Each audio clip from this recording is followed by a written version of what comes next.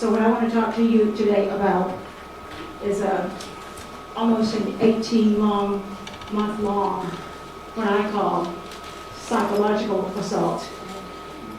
A strategy of shock and awe, I think, to this Little Rock School District and to this city.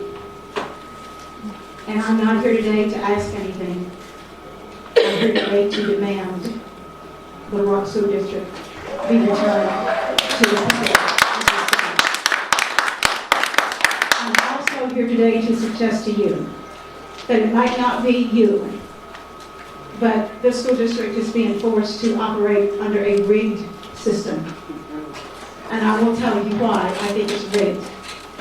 And it would not surprise me if many of you don't see it that way.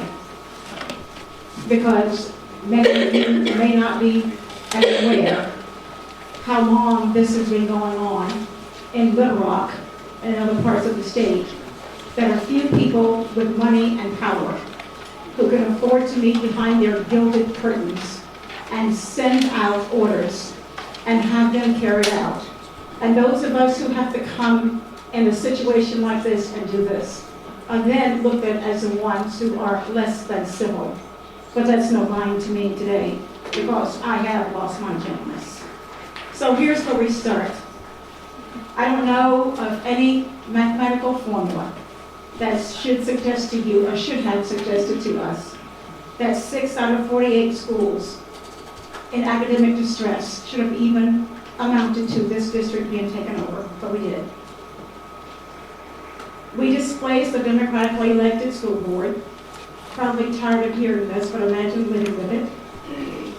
And we kept a superintendent who, after the fact, we found out, if you could put two and two together, were in collusion for him to be kept, well, he stood here and spoke against the board, and in essence, against the district itself.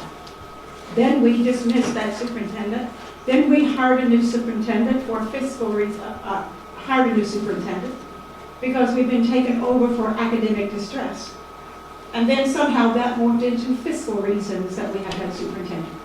You might understand why we're confused and think there's something rigged about this. And then we added to that a continuing creation of a parallel school system with expansions of the charters.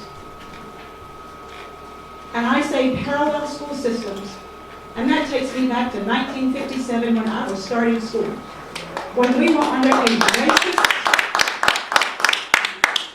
racist school district ordered by law that we were trying to change. And here we are, we've gone through all of this, and we're more segregated than we were in late 1970s and 80s. And what's the harm of our having a parallel school district, a parallel school system? Think back to 1957, that's the harm. And for us to, as a matter of policy, continue to expand charters, and as a matter of policy, continue to create parallel school districts. You can call it what you want, but that's what it is. From my standpoint, it's indefensible. And I would think you could help but feel as if there's not something rigged about this, that we feel that this is okay. So then, after we expanded, we fired a superintendent because he now does not have academic credentials. Although we said we hired him to take care of fiscal distress, which we were not in to start with. You might wonder why we're confused and feel like we're under psychological assault. Then we hired a new superintendent in a manner that would make dark money look transparent. I don't have anything bad to say about Michael Poore, but if this board is okay with this process, let me just tell you, I'm astounded if you are. I'm astounded if you think it's okay and not at least consider doing something about it.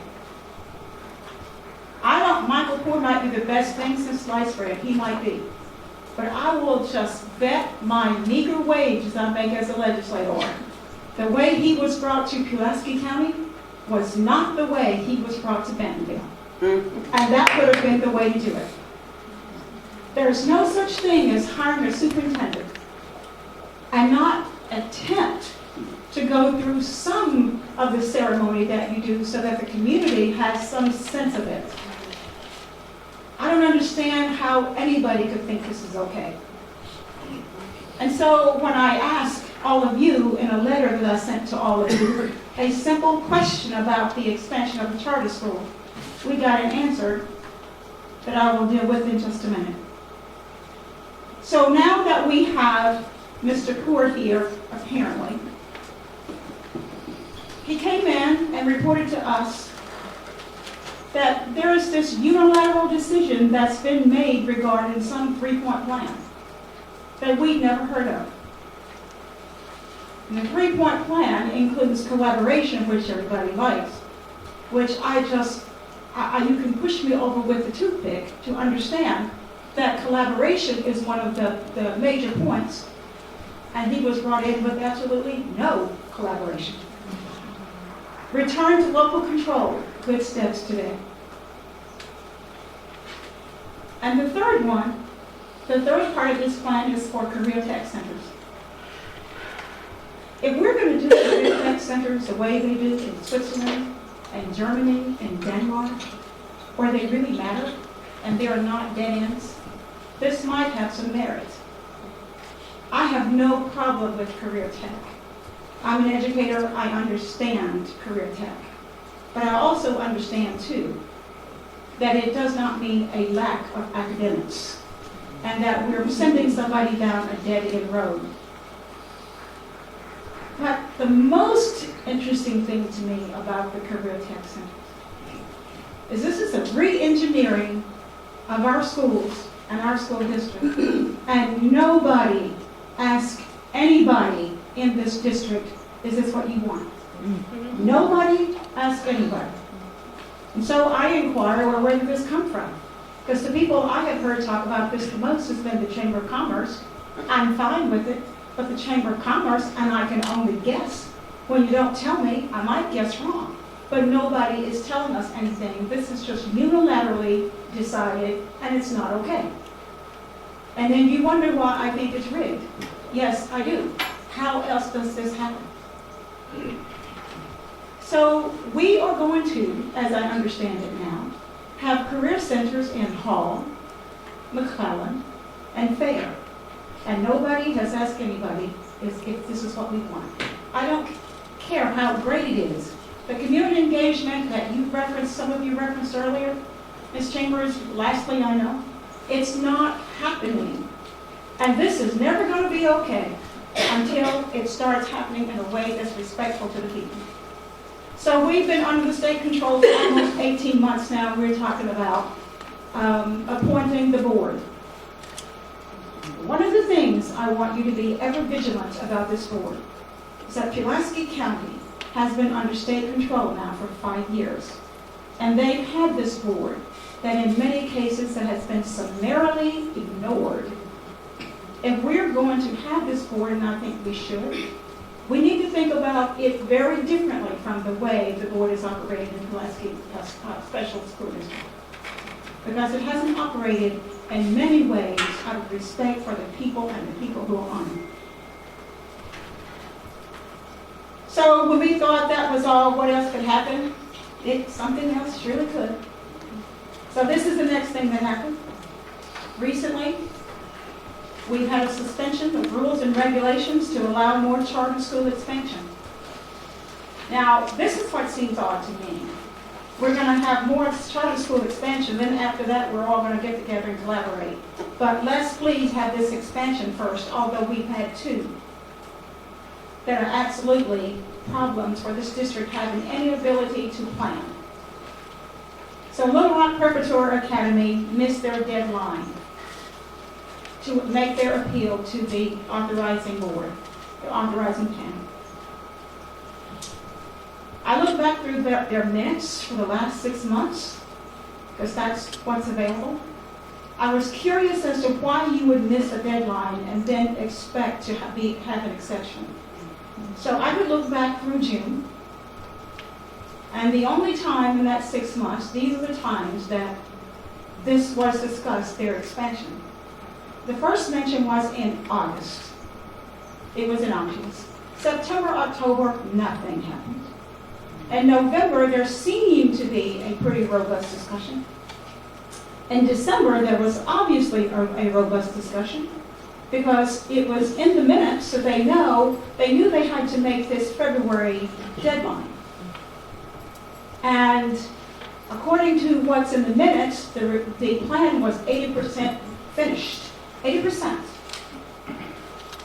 And they were going to have a meeting on January 5th to make sure they would have everything ready to get to the panel on February 17th and 18th. They stated the deadlines in their minutes. They didn't do that. In spite of their own urgency, they didn't do that. And despite saying the plan was 80% finished back in December, they still didn't do it. And then they come and ask for an expansion in Little Rock because they figure they can get it because it's Little Rock and you will just do it.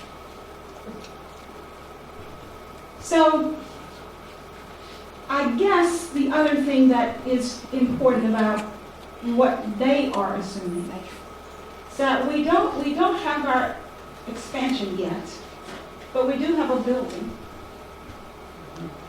And we're just going to go ahead and get our building ready. That started in March. They didn't meet the February deadline. They start with the building in March, and there is more dark money there that we don't know where things are coming from. And I ask you in the letter that I mentioned earlier, why is this okay that Little Rock keeps getting beaten down and this other parallel school system keeps getting exception after exception? And basically, the answer I got was that if we did not waive this rule for these charter schools, because if you do it for Little Rock Prep, you have to do it for everybody else who's requesting. That's in the law. But if you do it for Little Rock Prep, you have to do it for everybody else. And if we don't do it, it will not be in keeping with our values, according to Commissioner Key. And what I don't know is what are those values? Whose values are we talking about? Is there some value statement that I missed someplace that I could understand this? Because I haven't seen it. And is it our values that we keep undermining the Little Rock School District? Is that in our values somewhere? That's what I want to know. Madam Chair, I only have about 5 more dots and I'll read them quickly, for being kind. So the values that I ask you to exercise are the values of democracy, fairness, transparency, engagement, respect, and finally, a release of this district from state control, because we have clearly demonstrated we are doing two different things. If we're not following these values, I suggest to you what's happening now is illegitimate. It is not in keeping with the faith of our traditional democracy. If we're going to continue to pull Little Rock School District apart and divvy it up and pass it out like so many awards at a middle school graduation, I think you ought to tell us. I think you ought to give us the plan. I think we need to see what the plan is that's obviously in somebody's head about the Little Rock School District, because it's not on paper anywhere that we have seen after all these 18 months. I expect Little Rock to be governed by the rules and the data. I expect the charter schools to be governed by the rules and the data. And that's not happening. I am demanding that we stop expansions. I'm demanding that we put a clear delineation on paper with the rules so we know where, if we are moving toward getting out of from under state control. And the plan needs to show us forthrightly and how swiftly we can get out of state control into a place of autonomy. Nothing else will do. So if I've not made myself clear to you today, I'm not asking. I'm demanding that we be clear about what it takes and what are the steps and when is it that Little Rock will be a whole school again. a whole school district. This is not right. We are not the racist past of 1957. We should not be creating parallel school districts and adding to racism. But we are. I am slow to call things racist, but I can see. I can figure things out. And some of this is unintentional, but the result is the same. Thank you.